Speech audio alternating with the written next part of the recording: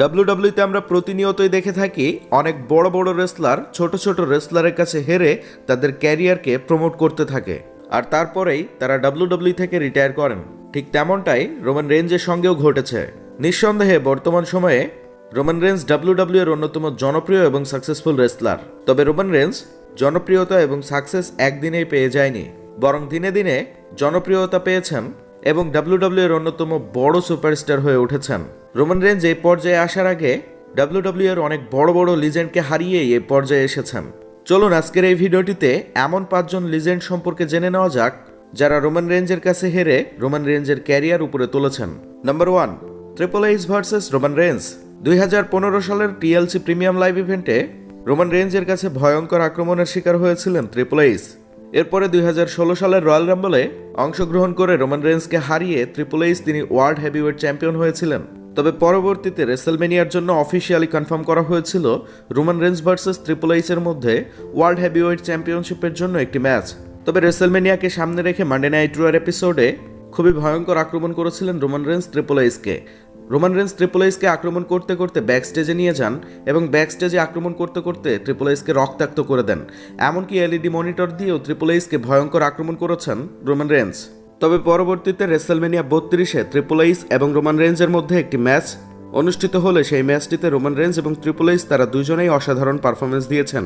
বিশেষ করে সেইখানে triple H world heavyweight champion হিসেবেই রোমান রেঞ্জের এগেনস্টে মুখোমুখি হয়েছিলেন এবং ট্রিপল এইচকে সহযোগিতা করবার জন্য রিং সাইডে ট্রিপল এইচের ওয়াইফ স্ট্যাফনি ম্যাকম্যান উপস্থিত ছিলেন। এই ম্যাচটি চলা অবস্থায় বেশ কয়েকবার স্ট্যাফনি ম্যাকম্যান রেফারিকে ডিস্ট্র্যাক্ট করেছেন, আর সেটারই ফায়দা নিয়ে ট্রিপল এইচ রোমান রেঞ্জকে লোবলো মেরেছেন। তবে স্ট্যাফনি ম্যাকম্যানের সহযোগিতা নিয়ে রোমান রেঞ্জকে লোবলো মারলেও রোমান রেঞ্জকে হারাতে পারেননি ট্রিপল এইচ। এই ম্যাচটি অনেক ব্রুটাল একটি ম্যাচ ছিল। এই ম্যাচটিতে কখনো ট্রিপল এইচ রোমান রেঞ্জকে ভয়ঙ্কর আক্রমণ করছেন, আবার কখনো রোমান রেঞ্জ তিনি কাউন্টার অ্যাটাক করছেন ট্রিপল এইচকে। এই ম্যাচটির অন্যতম মুহূর্ত হচ্ছে রোমান রেঞ্জ ট্রিপল এইচকে স্পেয়ার মেরে ব্যারিকেড ভেঙে দর্শকদের মধ্যে চলে গিয়েছিলেন। তবে ট্রিপল এইচ তিনি আবারও রিংয়ের মধ্যে আসলে স্ট্যাফনি ম্যাকম্যান ট্রিপল এইচকে সহযোগিতা করতে থাকেন এবং স্ট্যাফনি ম্যাকম্যান রিংয়ের মধ্যে চলে আসেন। তবে সেইখানে রোমান রেঞ্জ ট্রিপল এইচকে স্পেয়ার মারতে গেলে দুর্ভাগ্যক্রমে ট্রিপল এইচ সেখান থেকে সরে গেলে স্ট্যাফনি ম্যাকম্যানকে স্পেয়ার মেরে বসেন রোমান রেঞ্জ। তবে ভুলক্রমে স্ট্যাফনি ম্যাকম্যানকে স্পেয়ার মারার পরে অনেকটাই চমকে গিয়েছিলেন রোমান রেঞ্জ এবং সেখানে রোমান রেঞ্জকে ট্রিপল এইচ পিন করলে রোমান রেঞ্জ কিক আউট করেন।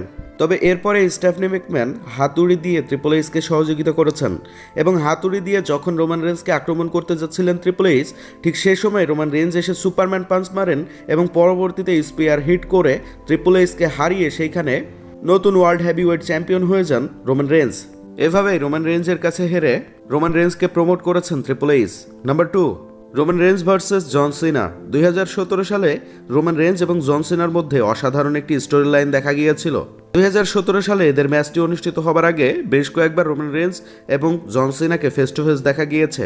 বিশেষ করে নো মার্সি 2017-তে যখন এদের ম্যাচটি অফিসিয়ালি কনফার্ম করা হলো, ঠিক সে সময়েই মানডে নাইট রয়ের এপিসোডে ফেস টু ফেস এসেছিলেন জন সিনা এবং রোমান রেঞ্জ, আর সেইখানে এদের মধ্যে প্রোমো কাট হলে খুবই বাজেভাবে অপমানিত হয়ে যান রোমান রেঞ্জ জন সিনার কাছে। কেননা জন সিনা বলেন, তুমি ফুল টাইমে ডাব্লিউডাব্লিউতে যা করছো আমি পার্ট টাইমে তোমার থেকে বেটার কিছু করছি।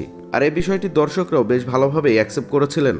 তবে পরবর্তীতে নো মার্সিতে রোমান রেঞ্জ এবং জন সিনা মুখোমুখি হলে সেখানে রোমান রেঞ্জের পারফরমেন্স ছিল দেখার মতো। রোমান রেঞ্জ তিনি একাই ডমিনেট করেছেন, তিনি জন সিনাকে সুপারম্যান পাঞ্চ স্পেয়ার ব্যবহার করেছেন এবং জন সিনাকে হারিয়ে সেই ম্যাচটিতে জয় পেয়েছেন। এবং জন সিনা 2017 সালের নো মার্সিতে রোমান রেঞ্জের কাছে হেরে রোমান রেঞ্জের ক্যারিয়ারকে প্রমোট করেছেন উচ্চ পর্যায়ে নিয়ে যাওয়ার জন্য। নাম্বার 3, বিগ রেড মেশিন কেন ভার্সেস রোমান রেঞ্জ। রোমান রেঞ্জের ক্যারিয়ারকে উচ্চ পর্যায়ে নিয়ে যেতে অনেক সহযোগিতা করেছেন দ্য বিগ রেড মেশিন কেন। আপনারা যেমনটা জানেন, কেন তার প্রাইম টাইমে খুবই বিধ্বংসী এবং ভয়ঙ্কর একজন রেসলার ছিল। সেই সময়ে কেনকে হারানোর মতো রেসলার ডাব্লিউডাব্লিউতে ছিল না বললেই চলে। বিশেষ করে কেনের চেহারা মাস্ক পরিণত অবস্থায় কোনো রেসলার দেখলে কেনকে দেখে যে কোনো রেসলার ভয় পেয়ে যেত। তবে রোমান রেঞ্জ তার ক্যারিয়ারে কেনের এগেনস্টে বেশ কয়েকটি ম্যাচ খেলেছেন। তবে সব থেকে সুন্দর এবং কেনের সঙ্গে সব থেকে বড় এবং ভালো ম্যাচ যেটা অনুষ্ঠিত হয়েছিল সেটা ছিল লাস্ট ম্যান স্ট্যান্ডিং ম্যাচ। আর এই ম্যাচটি 2014 সালের মানডে নাইট রয়ের এপিসোডে অনুষ্ঠিত হয়েছিল। এই ম্যাচটিতে কেনের পক্ষ থেকে টেবিলের ওপরে রোমান রেঞ্জকে চোক স্ল্যাম মারতে দেখা যায়। তবে এই ম্যাচটিতে কেন তার ফিনিশার ব্যবহার করতে গেলে সেই ফিনিশারটিকে কাউন্টার করে স্টিল চেয়ারের ওপরে একটি ডিডিটি মেরেছেন রোমান রেঞ্জ। তবে পরবর্তীতে কেন আবারও কামব্যাক করলে তিনি চোক স্ল্যাম মারতে গেলে সেটাকে কাউন্টার করে রোমান রেঞ্জ সুপারম্যান পাঞ্চ এবং স্পিয়ার মেরে সেখানে দাঁড়িয়ে থাকেন এবং 10 কাউন্ট হওয়া পর্যন্ত কেন আর উঠতে না পারলে সেখানে কেন রোমান রেঞ্জের কাছে হেরে যান। আর এইখানে কেনকে হারিয়ে সেই ম্যাচটিতে জয় পেয়ে যান Roman range. Number 4, the beast Brock Lesnar versus Roman range. Brock Lesnar Roman রেঞ্জের ক্যারিয়ারকে উচ্চ পর্যায়ে নিয়ে যেতে সব থেকে বেশি সহযোগিতা করেছেন।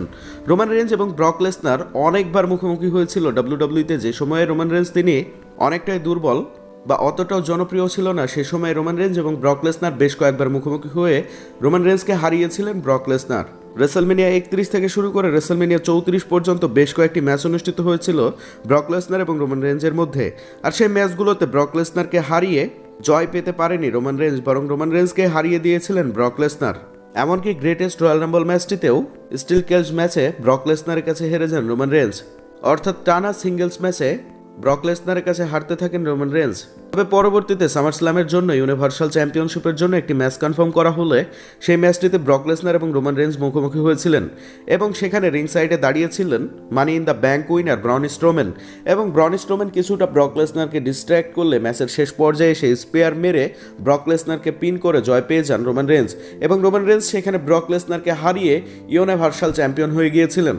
তবে সেইখানে যে ব্রক লেসনারকে হারিয়ে রোমান রেঞ্জ ইউনিভার্সাল চ্যাম্পিয়ন হয়েছিলেন, এটা রোমান রেঞ্জের ক্যারিয়ারের অন্যতম ইম্পর্টেন্ট একটি টাইটেল ছিল এবং রোমান রেঞ্জ ইউনিভার্সাল চ্যাম্পিয়ন হবার পর থেকেই ডাব্লিউডাব্লিউতে একেবারে সাকসেস হবার চূড়ান্ত পর্যায়ে চলে গিয়েছিলেন।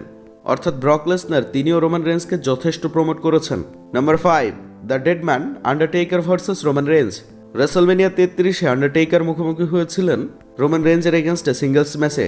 ডাব্লিউডাব্লিউই ম্যানেজমেন্ট আন্ডারটেকারকে রেসলমেনিয়াতে শুধুমাত্র 2 জন রেসলারের কাছে হারিয়েছে, সেটা হচ্ছে একজন ব্রক লেসনার এবং আরও একজন রয়েছেন রোমান রেঞ্জ। তবে রেসলমেনিয়াতে রোমান রেঞ্জ এবং আন্ডারটেকারের ম্যাচটি অফিসিয়ালি কনফার্ম করা হয়েছিল নো হোল্ডস বার্ড ম্যাচ। এই ম্যাচটিতে আন্ডারটেকার এবং রোমান রেঞ্জের পারফরমেন্স ছিল অসাধারণ। তবে আন্ডারটেকার তিনি অনেকটাই দুর্বল দেখছিলেন। এই ম্যাচটিতে আন্ডারটেকার প্রথম দিকে সুপারম্যান পাঞ্চ স্পিয়ার খাবার পরে তিনি আর সেখান থেকে উঠতে পারছিলেন না, বরং রোমান রেঞ্জ তিনি একের পর এক সুপারম্যান পাঞ্চ স্পিয়ার হিট করছিলেন আন্ডারটেকারকে এবং আন্ডারটেকারকে পিন করলে আন্ডারটেকার বারবার কিক আউট করছিলেন। তবে ম্যাচের শেষ পর্যায়ের দিকে এসে রোমান রেঞ্জ তিনি একটি ভয়ঙ্কর স্পিয়ার মারেন আন্ডারটেকারকে এবং আন্ডারটেকারকে পিন করলে আন্ডারটেকার রেসলমেনিয়ার ইতিহাসে দ্বিতীয়বারের মতো কোনো রেসলারের কাছে হারেন, আর সেটা হচ্ছে রোমান রেঞ্জের কাছেই। প্রথমবার আন্ডারটেকার তিনি হেরে গিয়েছিলেন ব্রক লেসনারের কাছে, অর্থাৎ 21 বছর পরে এসে ব্রক লেসনারের কাছে হেরেছিলেন এবং পরবর্তীতে রোমান রেঞ্জের কাছেও হেরে গিয়েছেন আন্ডারটেকার। আন্ডারটেকারের স্ট্রিকটি এভাবে রোমান রেঞ্জের কাছেও ব্রেক হবে এই বিষয়টি অনেকেও ভেবেছিল না। তবে যাই হোক, রেসলমেনিয়াতে আন্ডারটেকার রোমান রেঞ্জের কাছে হেরে রোমান রেঞ্জকে যথেষ্ট প্রমোট করেছেন এবং আন্ডারটেকারের এগেনস্টে রোমান রেঞ্জ জয় পাবার পরেই তার ক্যারিয়ারের অন্যতম একটি লেভেলে চলে এসেছিলেন। তো এই ছিল রোমান রেঞ্জের ক্যারিয়ারের অন্যতম বড় 5টি জয়, যেখানে তিনি ডাব্লিউডাব্লিউর সব থেকে বড় 5টি লিজেন্ডকে হারিয়েছিলেন। ভিডিওটি ভালো লাগলে অবশ্যই একটি লাইক দিয়ে চ্যানেলটিকে সাবস্ক্রাইব করে সাথেই থাকবেন। ধন্যবাদ সবাইকে।